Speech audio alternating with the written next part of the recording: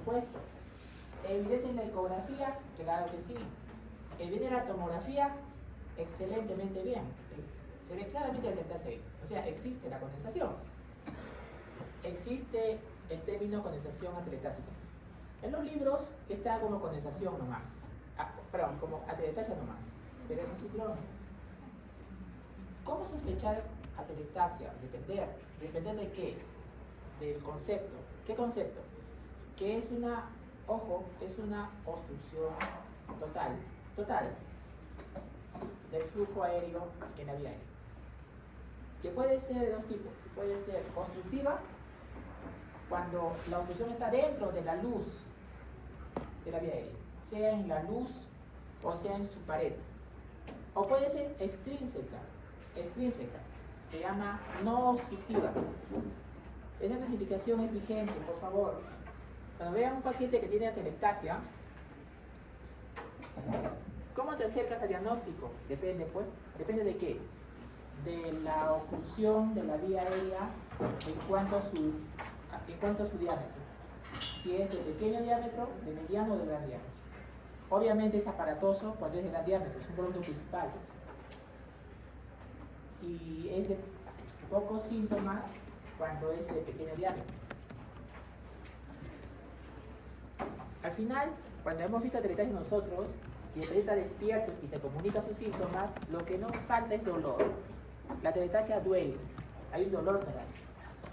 La disnea va a depender de la magnitud de la obstrucción. Si el paciente tiene una radiopacidad homogénea que dibuja un segmento o un lóbulo o todo el pulmón, pueden ustedes sospechar atelectasia. Por ejemplo acá, una radiopacidad homogénea. ¿De acuerdo? Claro, si la atelectasia es basal, en el contexto de un paciente que tiene la tríada de embolia, entonces esa atelectasia tiene un nombre propio, se llama joroba de Hampton. ¿Qué es joroba de Hampton? Es una atelectasia basal en el contexto de un paciente que tiene embolia pulmonar, ¿no? Entonces, si la oclusión es total de la luz del bronquio, pues no es difícil entender de que todo el parénquima pulmonar distal a la obstrucción va a estar colapsado. Entonces nosotros en respiratorio hablamos de colapso pulmonar en dos situaciones. La primera es atelectasia y la segunda va a ser en otro momento cuando el paciente tiene neumotórax. En dos situaciones nosotros hablamos de colapso pulmonar. Cuando ustedes escuchen colapso pulmonar, por académicos, o es atelectasia, nuestro tema del día de hoy, o es neumotórax. Ahora bien, se puede clasificar de diferente manera. Les acabo de mencionar dos clasificaciones, ¿no? Obstructiva, no obstructiva. De pequeño calibre, de mediano o de gran calibre, ¿cierto? O puede ser también, al final es similar, ¿no? Si fuera segmento por la imagen, hablamos de segmentos en la primera clase, recuerden, segmentos, o puede ser un lóbulo o todo el pulmón. Entonces, tres clasificaciones, tres. Ahora bien, funcionalmente una atelectasia nos da más patrón restrictivo, ¿no? Acuérdense que con la espirometría, dos patrones, o obstructivo, EPOC, asma, o restrictivo, atelectasia, condensación retráctil, ¿no? Esto es válido. Vean ustedes, o es obstructiva, o sea, la noxa injuriante está dentro de la luz o en la pared de la vía aérea, o no obstructiva, que está afuera. Si fuera obstructiva, lo que tememos siempre nosotros es que sea un cáncer, un tumor, pero también podría ser secreción, cuerpo extraño. Y si no es obstructiva, tenemos varias posibilidades, 8 posibilidades, algunas más frecuentes que otras. Algunas las vemos nosotros en la práctica frecuentemente. Por ejemplo, compresiva. ¿Qué es compresiva? Por ejemplo, una bula que por su espacio de cavidad comprime las vías aéreas adyacentes, ¿no?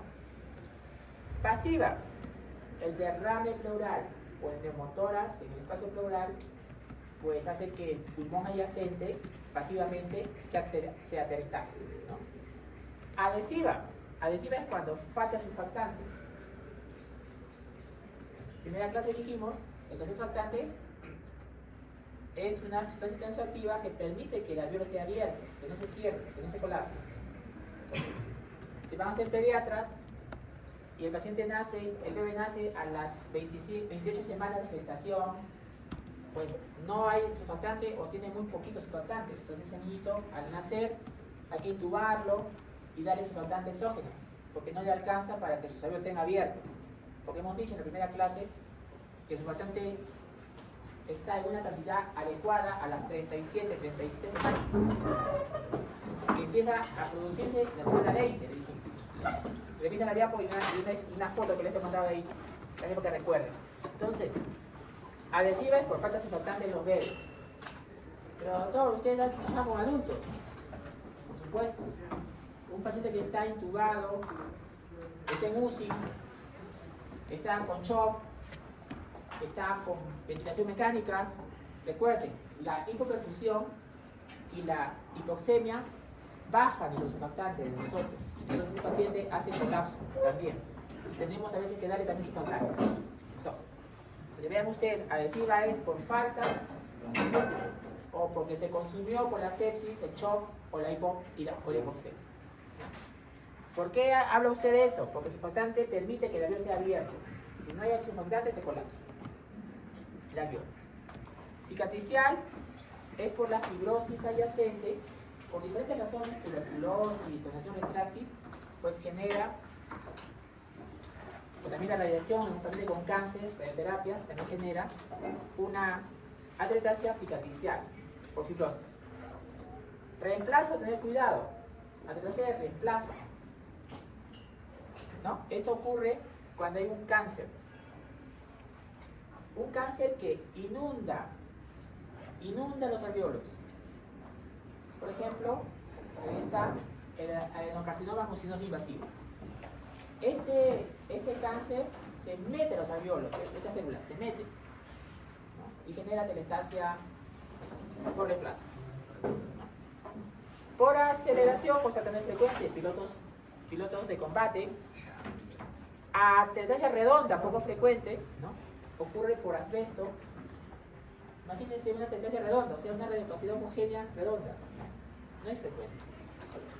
Y por placa, que es muy común y fugaz por problemas de ventilación. Entonces vean ustedes, por favor, no olvidar, la clasificación es importante, la clasificación fisiopatológica, obstructiva, no obstructiva. Obstructiva, mayormente se piensa en cáncer, pero también puede ser cuerpo extraño, secreciones.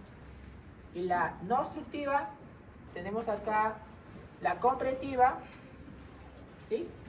Por compresión extrínseca, pasiva por neumotórax derrame, adhesiva por lo que falta el surfactante, y cicatricial por fibrosis, por tuberculosis con eso. Ahora, los síntomas, como ya mencioné, está el dolor torácico. Si van a ser anestesiólogos, si un paciente entra a sala, quirófano, está bien, y las primeras 24 horas hace fiebre, o sea, entra al quirófano y hace fiebre, entre tantas posibilidades, una es atelectasia. La atelectasia da fiebre, ¿ya? Claro, si es un bronquio de gran calibre obstruido, pues va a dar falla respiratoria, ¿no? Todo esto. Entonces veamos en las tres opciones. Una atelectasia lobar, una atelectasia segmentaria y una atelectasia total de todo el pulmón, ¿no? Porque el IPA va a depender de la magnitud de la obstrucción, del calibre obstruido o bronquial. De las tres se ha visto y varía sus síntomas. Son más floridos o más fuertes, ¿no? Es una pregunta incluso que ahora más tarde vamos a ver eso de la atelectasia de desfasada, ¿no? De dreno pleural. Será motivo para revisar esto. Entonces vean ustedes, cuando hay atelectasia, importante, hay silencio respiratorio. Silencio respiratorio. ¿Ya? O sea, no pasa movimiento vesicular. Si es lobar, en el lado afectado, pues va a haber una movimiento vesicular ausente. Yo he visto atelectasia cementaria, ¿no? Y el movimiento vesicular pasa disminuido. ¿Por qué cementaria? Pero cuando es lobar, en el lado está ausente. ¿Ya? Entonces, tener cuidado también atelectasia. Hay un silencio, sí, pero el silencio es en el área obstruida. Si es cementaria, en el lado obstruido, disminuido. No me estoy contradiciendo, ¿no? Si es de gran calibre, hemos visto un caso también, ¿no? Que recuerde, un joven que estudia salud, que entró por hemoptisis, tuberculosis, ¿no? Tranquilo el joven, un poco asustado por la hemoptisis, pero de un día para otro comienza a tener diaforesis y disnea y desaturación. ¿Qué pasó? Que uno de los coágulos de la hemoptisis obstruyó el bronquio principal. Se redujo el volumen pulmonar y para mucha suerte de todos, ese coágulo con la tos, con la valsalva salió y volvió a ventilar, porque la otra opción sería hacerle una broncofiloscopía y con la broncofiloscopía disolver el coágulo, ¿no? Era otra opción. Está muy bien, ¿no? Excelente. Cuando es de gran calibre, aquí sí hemos visto más de una vez que la tráquea está desviada hacia el lado enfermo. La tráquea se desvía hacia el lado enfermo. ¿Ya? Y por supuesto hay silencio respiratorio. Silencio respiratorio. Incluso el volumen pulmonar se reduce. Pero ¿qué pasa? Cuidado aquí con la pregunta, porque ustedes deben ser conscientes que una de las estrategias del razonamiento clínico es la proporcionalidad. ¿Ya? ¿Qué pasa si un bronquio fino? Bronquio fino te genera una atelectasia segmentaria. Por supuesto que ahí el movimiento vesicular pasa, pero está disminuido. Porque no abarca todo el lóbulo, solamente un segmento. Entonces ustedes tienen que estar atentos ahí en la pregunta del parcial. No todos lo vean pues blanco-negro, ¿no? Malo-bueno, ¿no? Sino que hay proporcionalidad en las preguntas de parcial. Y a veces ahí es la discusión, más bien Doctor, usted no dijo que la atelectasia es silencio respiratorio. Sí, pero un momento, es decir, una atelectasia lobar, total. Yo soy de bronquio fino. Va a haber matidez en el lado de segmentario. Va a haber disminución. Yo he examinado pacientes con atelectasia de bronquio fino, confirmado con placa. Pasaba, pero disminuido. Disminuido. Pero no hay silencio total, como hay en la atelectasia de lobar o total. Tener cuidado también con ese concepto. Bueno, si tienes un paciente querido no torácico, sospechas de atelectasia, va a haber matidez, entonces estás en +1. Tú llegas al +2 con ecografía, con radiografía o tomografía, ¿no? Entonces lo que te da el +2 es la imagen, ¿no? ¿Y qué vas a ver en la radiografía? Una radiopacidad homogénea, que te dibuja un segmento, un lóbulo o todo el pulmón colapsado, ¿no? Claro, está desplazado el mediastino, la tráquea es el lado enfermo cuando es total, ¿no? O importante la atelectasia, lobar. La tomografía es más contundente todavía. La tomografía es más contundente, es más fuerte, es más sensible. Up to date, ¿no? Se desplaza el mediastino hacia el lado izquierdo. Radiopacidad homogénea. Vean ustedes acá, una radiopacidad que dibuja un segmento. Y acá vemos una radiopacidad en la tomografía de ventana mediastínica, se llama densidad, disculpe. Densidad que tiende a blanco, gris que tiende a blanco, homogénea, que te dibuja una parte del lóbulo. Entonces sí se puede demostrar con el +2, o con ecografía, o con radiografía, o con tomografía. ¿Ya? Bien, entonces atelectasia, no olvidar los conceptos. ¿De acuerdo? Vamos al siguiente punto. Tumor pulmonar. ¿Por qué usted está haciendo una clase de tumor pulmonar en caso de síndrome parenquimatoso? Claro, pues. ¿Cómo que no te voy a dar esa clase? Tumor pulmonar te da el síndrome de condensación productiva. Ah, búscalo pues en Google ahorita, no vas a encontrar nada. Entonces tengo que poner algo que sí pueden encontrar. Tumor pulmonar. O sea, cáncer pulmonar. Cáncer pulmonar. O tumor maligno. O neoplasia maligna. Pero hay dos opciones. Un cáncer que nace en el pulmón o un cáncer que viene al pulmón. ¿Qué usted va a desarrollar? Un cáncer que nace en el pulmón. Ah, y según la OMS son 4 posibilidades. Adenocarcinoma, escamosa, células pequeñas, células grandes. 4. Que nace en el pulmón, nace en el pulmón. Ahí se originó. ¿Por qué lo menciona usted? Porque es un cáncer que genera la primera causa de muerte a nivel mundial, varones y mujeres. O sea, la primera causa de muerte por cáncer es cáncer de pulmón. Que la sobrevida es pobre, porque mayormente vienen los pacientes en estadios avanzados, no vienen en estadios iniciales. Y otra cosa más, que el pulmón, los tumores primarios son más frecuentes que las metástasis al pulmón, lo vemos nosotros. O sea, que el cáncer de pulmón nació en el pulmón más frecuentemente que si viene ese pulmón metastatizado. Para eso tenemos que recordar, pues, ¿no? La célula, cómo la célula, por diferentes razones, en interacción medio ambiente con los genes nuestros, que son promotores, iniciadores o bloqueadores de cáncer, tabaco y otras cosas más, virus. Yo hace unos 15 años, un maestro cayetano, mencioné en un congreso que el 15% de los cánceres son de origen infeccioso. Lo buscamos y no encontramos fácilmente ese dato. Uno va al congreso a veces para buscar datos nuevos, innovar. Y hace poco, hace una semana, ya no es 15, es 20%. Y ya lo encontré escrito. Ya. O sea, de 5 cánceres, es posible que uno sea de origen infeccioso, imagínense. Origen infeccioso.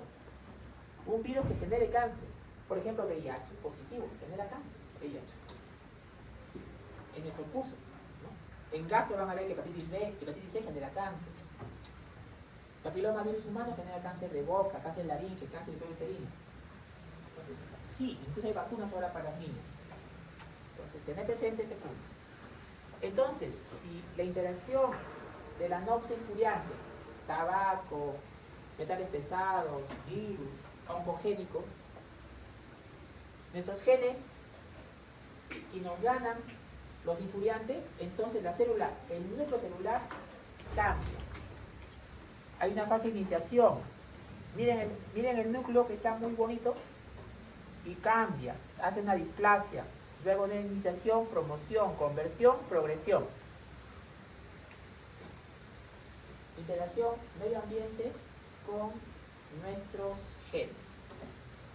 Entonces, nosotros vamos a ver al paciente en toda esta posibilidad, desde la parte de exposición a los carcinogénicos, en cuanto a la interacción con el genoma,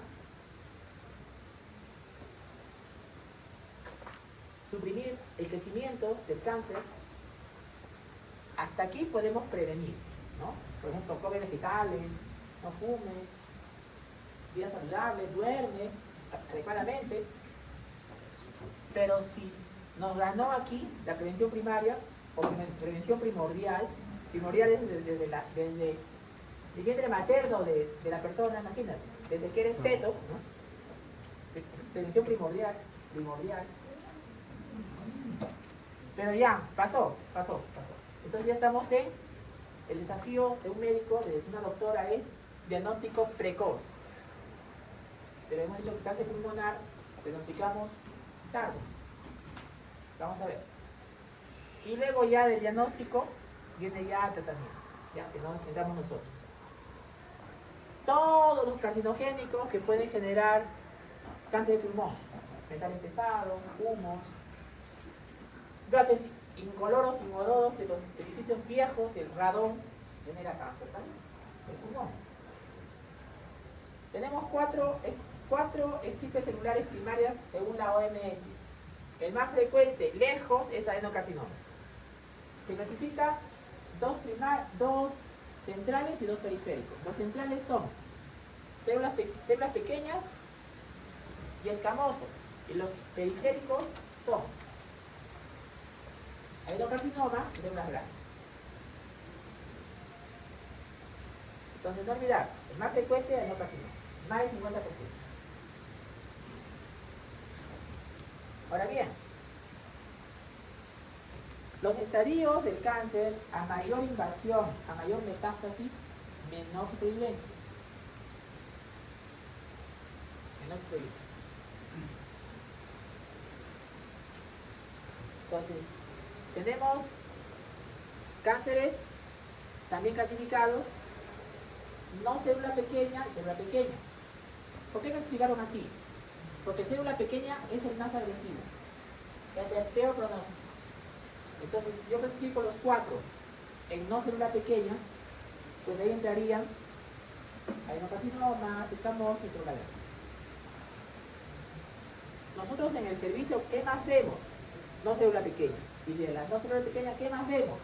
El adenocarcinoma. Entonces, el adenocarcinoma es el más frecuente. ¿Y cómo lo reconozco?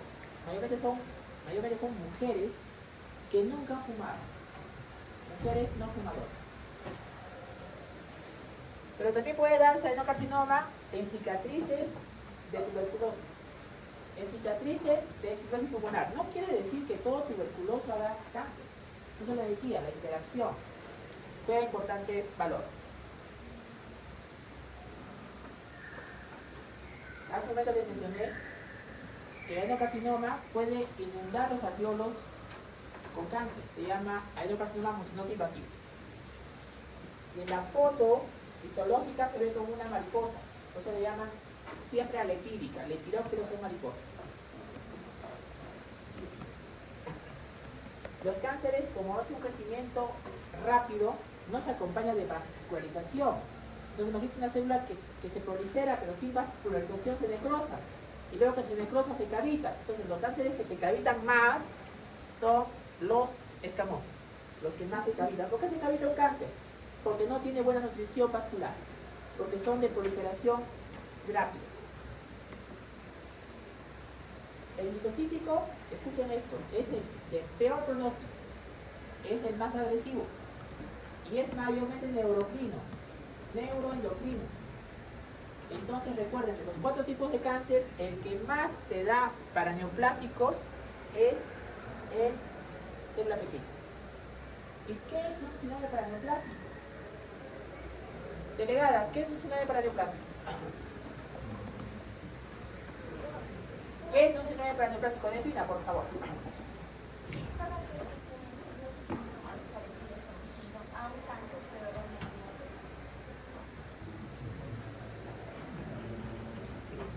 Daniela, del grupo número 4, ¿qué es un sinónimo para neoplásico?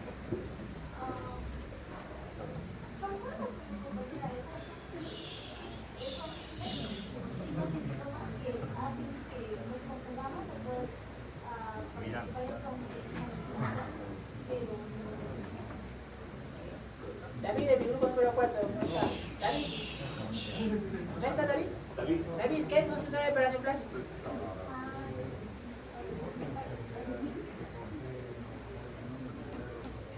¿No te escucha de otra vez?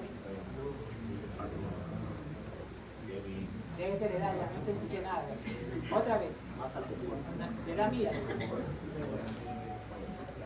Son enfermedades que tienen similares a ver, David. Te voy a decir 3 opciones. Síndrome de vena cava superior, ¿es un paraneoplásico? No, ¿y por qué? O sí, ¿por qué?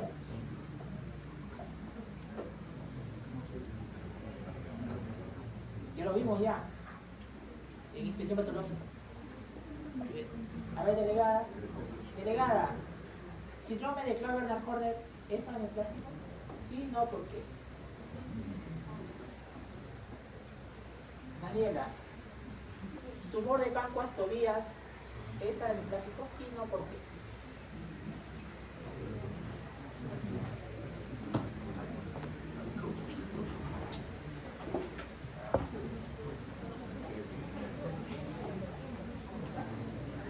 En las 3, la respuesta es no. No. para el neoplástico, recuerden, son péptidos que simulan, remedan u hormonas o anticuerpos o interleucinas o factores de crecimiento. Y no tiene que ver con efecto de masa. No tiene que ver con efecto de masa. ¿Qué es? Si una vena cava superior, tumor que comprime la vena cava superior. Eso no es para esta. ¿Qué es? Síndrome de Horner, tumor que comprime el ganglio estrellado simpático. No es para neoplasma.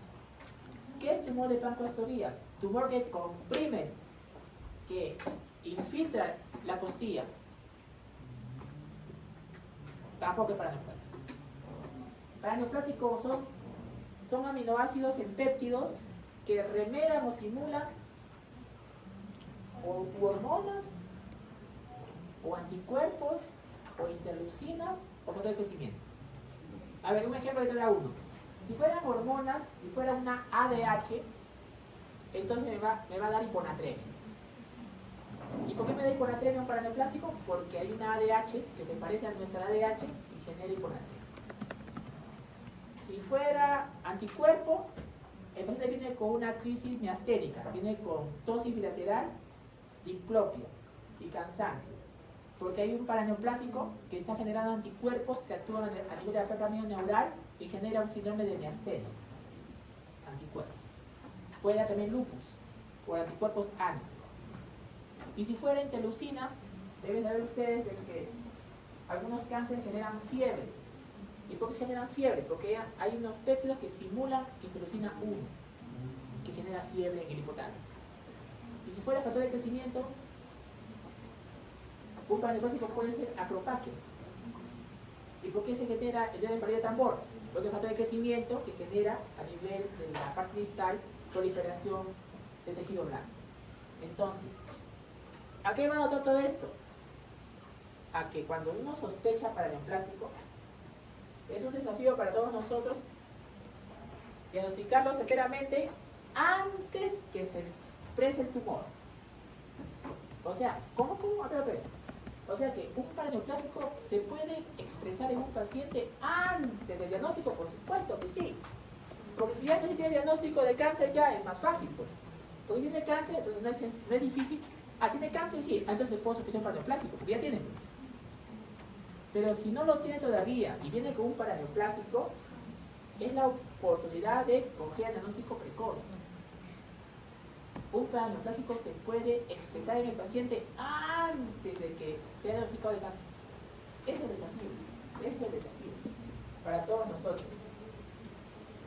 Entonces, el paciente tiene síntomas, sospechamos cáncer, le hacemos las pruebas y sale que es una posibilidad de cáncer. ¿Cómo sé si es del pulmón? Para eso se usa la inmunohistoquímica.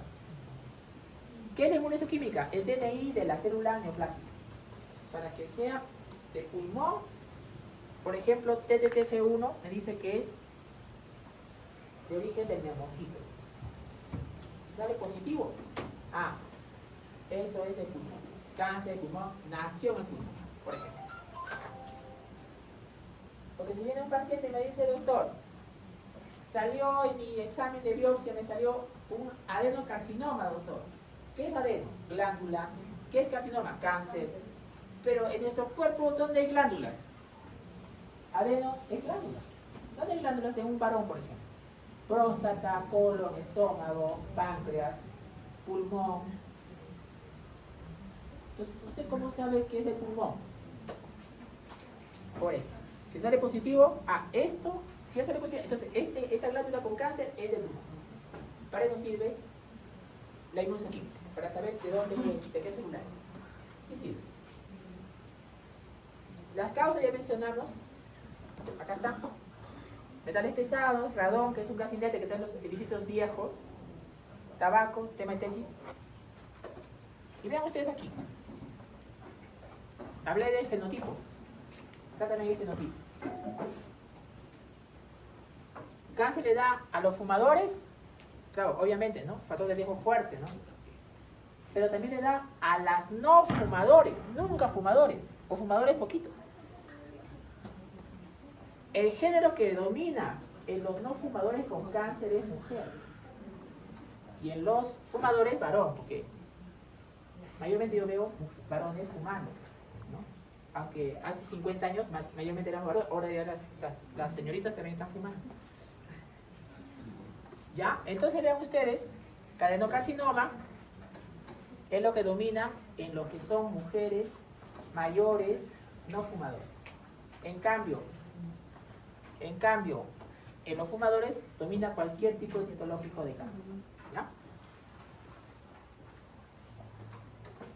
Claro, si uno quiere ir un poco más allá, pero doctor, usted dijo que era genético, sí. Entonces, ¿cuáles son las dianas genéticas? En los no fumadores, el factor de crecimiento epidérmico y los ALK.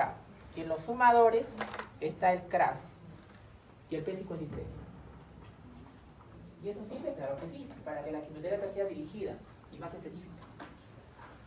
Entonces, no olvidar ese punto. Ya en la etiología, ambiente, tabaco, metales pesados, radón y la genética.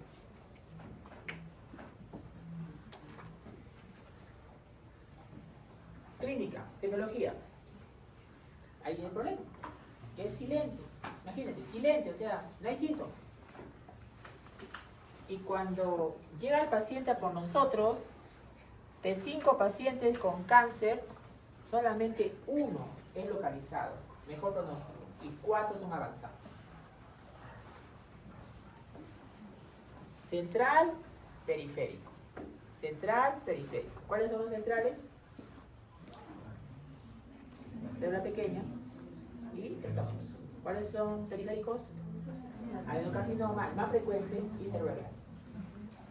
¿Cuál es el síntoma más frecuente en cáncer? Tos.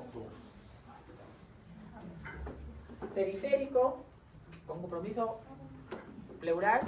Central, cuando uno entra con la broncofiloscopía y ve esa masa exofítica como una coliflor dependiente de la mucosa bronquial. Lo primero que uno piensa es cáncer, toma biopsias.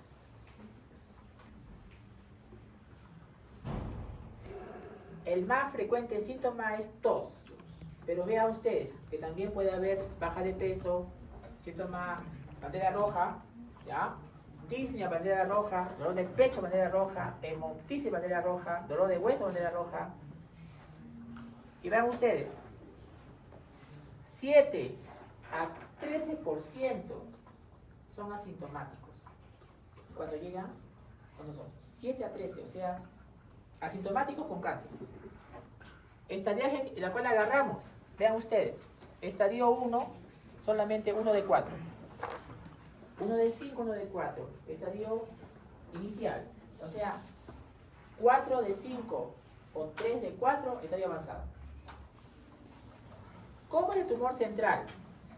Semiológicamente, tos, hemoptisis, fumadores. Broncofiloscopía, accedemos, está cerca.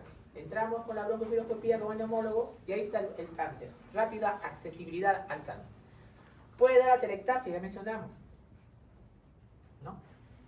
Y según la magnitud puede dar también estridor, que es obstrucción de vía aérea superior. ¿Cómo es el periférico? Periférico, como no está en la parte central, no es muy sintomático. Entonces, viene tarde, ¿no? Viene con síntomas ya avanzados, ¿no? Y si infiltra el hueso, la costilla, dolor torácico por infiltración ósea, ¿no? O derrame pleural maligno. Derrame pleural maligno, derrame pleural rojo, derrame pleural masivo, mayormente. Puede haber nódulos. Muy bien. Puede haber también broncorrea, ¿no? Lo hicimos en expectoración, hace ya 4 meses, una operación como clara de huevo, ¿no? Broncorrea, por cáncer, ¿no?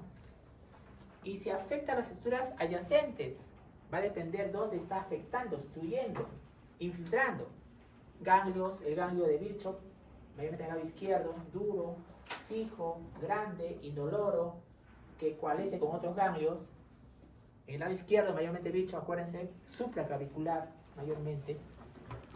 Obstrucción traqueal, ¿no? Estridor, disfagia. ¿Por qué hace disfagia? porque comprime el cáncer del esófago extrínsecamente. Entonces ya el alimento no puede uno deglutir fácilmente. Disfonía si infiltra el laringo recurrente. Entonces hay disfonía, porque comprimió el cáncer al laringo recurrente. Para el nervio frénico, si infiltra el nervio frénico que deprime el diafragma para poder respirar, entonces el diafragma ya no se mueve, entonces las heces intestinales por la presión intraabdominal suben al tórax. Si no hay vena cava superior, triada. ¿Cuál es la triada de vena cava superior? Cianosis facial, edema en esclavina y circulación colateral toracobraquial. ¿Por qué ocurre eso? Por compresión de la vena cava. La vena, acuérdense, la vena por histología no tiene pared elástica, sede fácil. Y la otra opción, recuerden también, que también puede ver si no hay vena cava superior, si hay un trombo, un coágulo dentro de la vena. Porque los cánceres generan trombos mayormente. Entonces, o está afuera o está adentro, vena cava superior. Y recuerden que si no hay vena cava superior, si es por compresión extrínseca, no es para neoplasia. No es para neoplasia. Por vecindad, si afecta el pericardio, derrame pericárdico. Hemos tenido casos, hemopericardio, mal pronóstico. Vena cava superior, la triada, no se olviden. ¿Ya? No se olviden la triada. Vena cava superior. ¿Es para neoplásico? No es para. Porque el neoplásico no tiene nada que ver con compresión extrínseca. Acuérdense de eso. Pancoastobía, ¿qué cosa es? Un tumor que afecta el vértice pulmonar generando compromiso óseo de costillas y del plexo braquial. ¿Quién lo hace más frecuente? Epidermoide. Puede haber dolor en el hombro, se llama omalgia. No puedo darle los sinónimos en el parcial. Omalgia es dolor de hombro. Omalgia. ¿De acuerdo? Y puede haber síndrome de Horner también, que hemos visto la vez pasada. Horner no tiene triada. Recuerden, Horner es compromiso del ganglio estrellado. ¿Qué te da Horner? Te da miosis unilateral, te da tosis unilateral, te da anhidrosis unilateral, te da hemoftalmia, ojo rojo, heterocromía del iris. Entonces, si tomamos una foto, miren la foto, tosis, miosis, y te doy un texto, voy a hacer que sea Horner. Te pongo, ¿es para neoplásico? No es para neoplásico. Porque te pongo así, sí, pues neoplásico, cáncer, sí, no. Y el para neoplásico no tiene que ver con compresión por masa en el paciente, ¿ya? No olvidar ese punto. Por favor. Tumor de Pancoastobías no es para neoplásico, ¿no? Metástasis. Un cáncer pulmonar puede metastatizar 4 formas: hematógena, linfática, transelómica o directa. Si fuera linfática, ganglios linfáticos. Vircho. También puede ser una siembra linfangítica, ¿no? En un caso de mis estudiantes van a exponer su revista del último grupo, siembra linfangítica por cáncer pulmonar. Lo vemos en la radiografía o tomografía. ¿Y dónde va un cáncer de pulmón? Se va al hígado. En el hígado aparecen masas múltiples de metástasis. Miren que no lo ponen a propósito a veces por la frecuencia. Hígado es un asiento de cáncer de pulmón. Hígado. También es cerebro, hueso, médula ósea. Llegamos al paraneoplásico. Ya definimos qué cosa es un paraneoplásico, ¿no? ¿De acuerdo? Microcítico es el que más paraneoplásico te da, porque es un tumor neuroendocrino. Por ejemplo, ¿no? Si es ADH, la que produce, le decimos light, ¿no? Porque se parece a nuestra ADH, hiponatremia. Si fuera una PTH light, hipercalcemia. Si fuera una CTH light, síndrome de Cushing.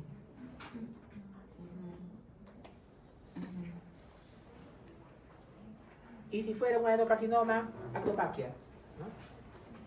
Y si es células grandes, ginecomastia, ¿no? Por una gonadotrofia crónica humana que se parece a la nuestra, y entonces ginecomastia en la persona, varón, ¿no? O puede dar síndromes de baja de peso, ¿no? Por la caquexina, el factor de necrosis tumoral alfa, que se parece a la nuez, entonces el paciente comienza a bajar de peso.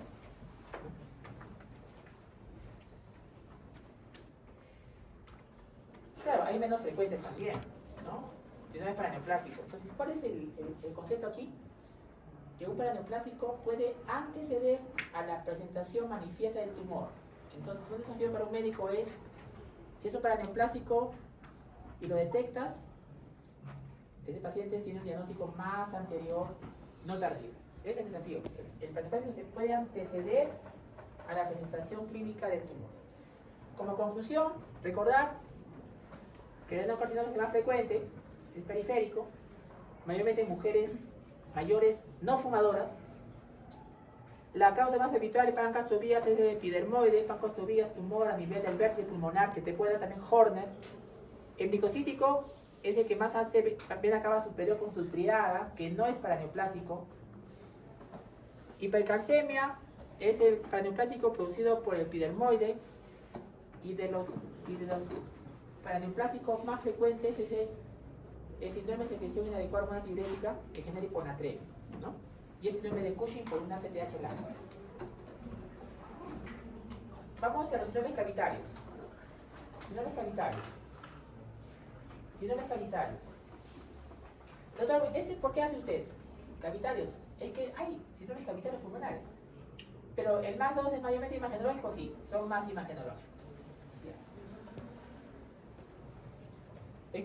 ¿Dónde está doctor en semiología? Bueno, está en su 2. Está en su 2. ¿Sí? ¿Y cómo lo saco por historia clínica? Es un desafío. Tienen que sospechar al más 1 por historia clínica. ¿El examen físico me ayuda? Poco. Categorías inflamatorias, Wegener, que es una vasculitis, neoplásicas, ya les mencioné que el cáncer pulmonar puede cavitarse, ya dije por qué. También te puede dar cáncer pulmonar, neumotoras por cáncer, también te da, o sea, otro cavitario. Las infecciones, absceso, es una cavidad con pus. Tuberculosis, la caverna tuberculosa, cavitario. La micosis pulmonar, claro, la micosis te da también cavidad. Los parásitos, lejos está la hidratidosis pulmonar, el quiste hidratídico, ¿no? Y las bulas de enfisema pulmonar. ¿No? Mi grupo ha visto el último grupo, bulas en un paciente, ¿no? Bulas pulmonares, ¿no? Entonces, este estudio de cavitarios sí me permite, ¿no?, hacer casos clínicos que pueda llegarse el mensaje, ¿no? Por ejemplo, aquí hay un caso de nuestra casuística, ¿no? Es un paciente joven, tos seca de más de 3 semanas, espectroscopia hemotoica, sudoración nocturna, baja de peso, no fuma. Y vive en zona endémica de tuberculosis. Yo soy de Lima, por toda la zona de Lima Norte, endémica de tema. Cualquier persona que tose una semana ya, se lo llamo TEP, ¿no? 2 semanas a nivel nacional. Pero si es una zona endémica, una semana. Está esta placa.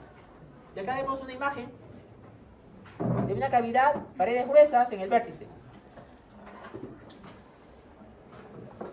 ¿Qué puede ser?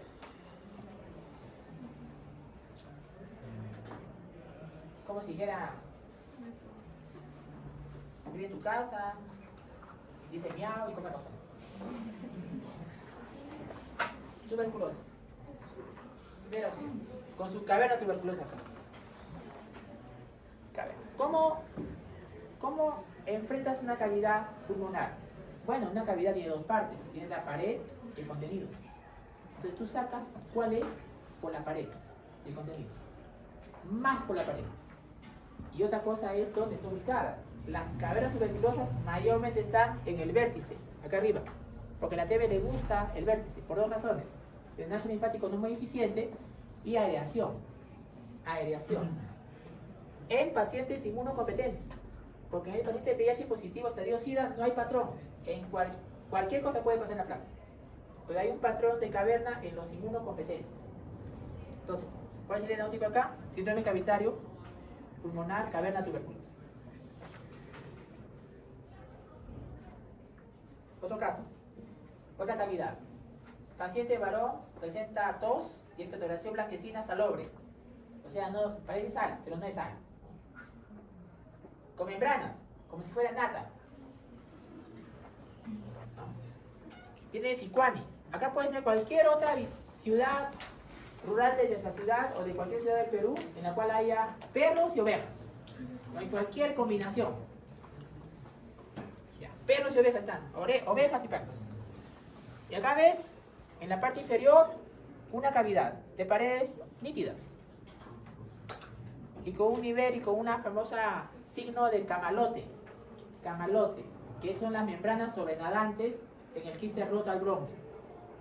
Se rompió el quiste, se fue al bronquio, se activó la tos y salió la secreción llamada vómica, con V, vómica. Diagnóstico: síndrome cavitario, quiste diatídico complicado, quiste diatídico pulmonar roto. ¿Qué te alarma en la anamnesis? La vómica. Vómica en nuestro país, en nuestra ciudad, mayormente es por quiste diatídico roto. Entonces, el IPA va a depender del síndrome cavitario. Es inespecífico, va a depender de lo que estás estudiando. Si está un tórax tísico, pues piensa en tuberculosis, ¿no? O una neoplásica, ¿no? Esto va a ser muy variable. Puede haber hemoptisis, síndrome cavitario, como no también. La ocultación, doctor, por favor, doctor, ¿puede? Yo voy a ser neumólogo, pues yo voy a ser neumólogo, qué bien. ¿Puede ayudarme a ocultar un soplo cavernoso? No. ¿Por qué no, doctor? Porque mi paciente tiene 3 cruces en esputo. Entonces yo voy a estar ahí contigo una hora buscando soplo cavernoso y la exposición, ¿no? Así tengas mascarilla verde N95. Mucha exposición. No se puede, porque las cavidades, el soplo cavernoso están en los pacientes tuberculosos BK positivos.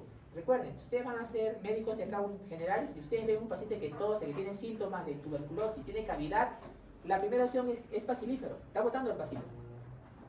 Entonces, examinamos al paciente, pero en forma estratégica. Pero así de buscarle, hacerle toser, buscar soplo cavernoso, no es objetivo primario. Lo encontramos a veces. Soplo cavernosos con onomatopeya o cuchillada. Soplanfórico es como soplar a través de una urna, ¿no? Entonces, síndrome cavitario lo defines con una imagen radiográfica o tomográfica. ¿Cómo sabes si es caverna? Por la pared, por ubicación. ¿Cómo sabes que es quiste diatídico? Por la pared, delgada, contenido hidroaéreo. Caso 3. Paciente de mediana edad con antecedente de tuberculosis, con tratamientos de 6 años, presenta tos, expectoración abundante, puede ser broncorrea si es más de 100 ml, en la mañana, o sea, es matinal, que aumenta con la posición, o sea, es posicional.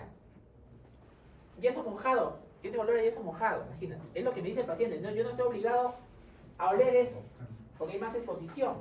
Él me dice, o yo le pregunto, mayor exposición, cuidado. Yo que tan Heredia, cuando estábamos, de mis compañeros de mis promociones, algunos caían con TB. No es porque no comían, sino era por exposición. No es porque no se usaba la mascarilla correctamente, sino era por la mayor exposición, la mayor concentración. Una habitación con BK 3 cruces, 2 pacientes, hay más exposición que una habitación con una cruz. Ya, acuérdense que el padre del estetoscopio se llama Leane, el que hizo el estetoscopio. ¿Y de qué murió? Hemolisis masiva, francés. Entonces, ¿por qué? Porque él examinaba al paciente con TBC, se ponía, no había mascarilla en ese tiempo en Europa, y moría el paciente y se iba a la necropsia y veía el tejido de necropsia, el pulmón directamente, y relacionaba lo que escuchaba con lo que veía en la necropsia, el pulmón. Mucha exposición, pues, hemolisis masiva. Y en ese tiempo que vivió Leane no había tratamiento para tuberculosis. Simplemente era buena comida, sol y descanso. Y a veces no era suficiente. Entonces, este paciente tiene semiología de qué? Esa expectoración, ¿a qué te lleva a pensar?